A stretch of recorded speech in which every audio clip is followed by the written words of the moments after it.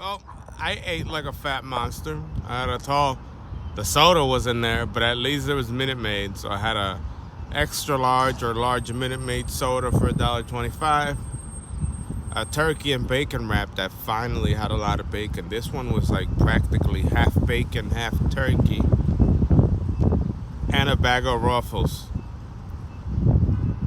And it's feeling delicious. I'm feeling beautiful right now.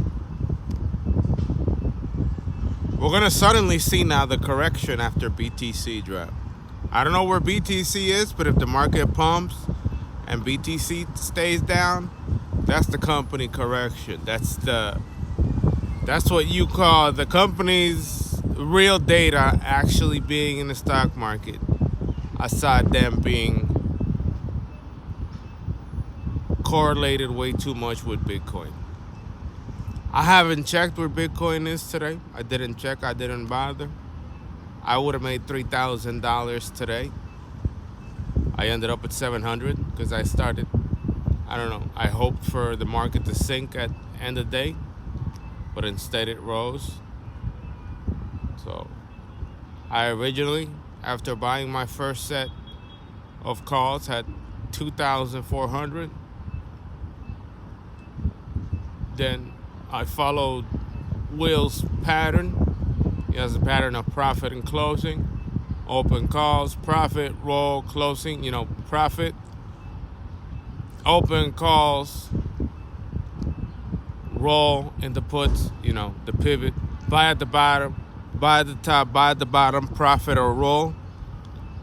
I wasn't paying attention. Like I wasn't physically paying attention to the profit on the puts, but I knew they were screwed anyway because they needed to sink so bad to make money. They needed to sink where I sold the calls or below I sold the calls to make a difference. And I stopped paying attention. I didn't pay attention on 40 calls. I didn't pay attention on 20 calls, made profit on them, and I didn't pay attention to puts. And it was already end of day, and it was already like 305, 315, and those got cooked really fast after SPY crossed VWAP, like 250, like 250 to like reaching 3 o'clock. I thought it was gonna, bounce back down, but it just crossed and mooned. So far, I'm sitting here waiting for the price of how much I spent in food today. And then, because it should be 8 or 7 or something like that. But it might be 10 thanks to the chips. I wanted the chips. But the chips might be free. So, it might be just the chips and the $7 for the wrap.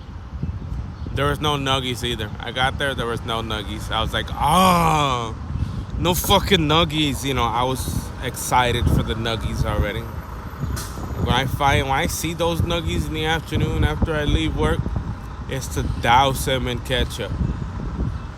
Douse them. Just like 10 packets of ketchup, shake the box, and eat that chicken breast.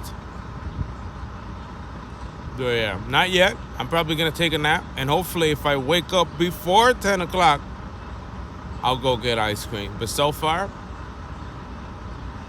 I'm relaxing. Good trades, good week. Even if I made a mistake, I was still in profit. So that's what matters. Although one day I got to start being realistic with trades. 3 a week, yada, yada, yada. Try to max, I need to start. I keep saying it, but I never do it. I got to start being realistic economically with my trades. And I got to have a 3-day trading pattern. Monday, Wednesday, Friday.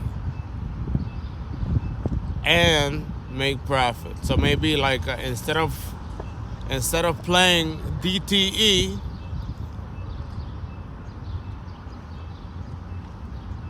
zero, gotta play DTE1 and but it has to be perfect. It has to be something that's immaculate.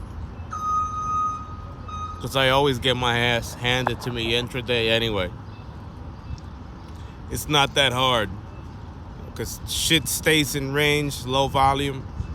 Setting a trade for a 24-hour profit is hard, you know. Setting a $2,000 trade to make profit in the next 24 hours has to be really precise things.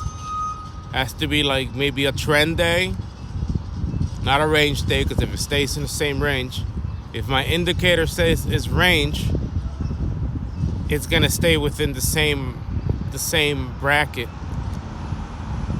Maybe today will go up, but then tomorrow will go down. So I'll make no money on that. Margin also, you know, not margin, but the amount of money that you have, liquidity is also a big problem. So you gotta set a stop loss in which you're guaranteed to hit the stop loss if you leave an option 24 hours running. It's just gonna happen, you know. It's just, you know.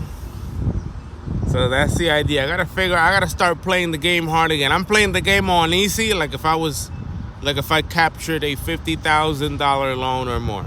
Every 10 contracts is like 650, so it's 6,000 a play. You know, 6,000 or so for 100 or so contracts or whatever. 6,000 for 100, 620 for 100 contracts or whatever. And then if volatility is too high, the selling cost increased to like 32,000. So there's certain things, certain variables that I'm not paying attention, that I need to start paying attention to see if I could follow the PDT rule, you know, to see if I can start doing it with a little bit more logic, because it's too easy. It's basically like, oh shit, I'm losing, buy more. Oh shit, I'm losing, buy more. Oh shit, I'm losing, buy more. You know? Oh, this is the bottom, all in. You know? Like, just like the memes do it. Just like those Wojak memes. Oh, the bottom, all in. You know? And it's working. It's definitely working, but it has to be, my way of options has to be a likely stop limit of loss, which I gotta pull the window on the stock that I'm using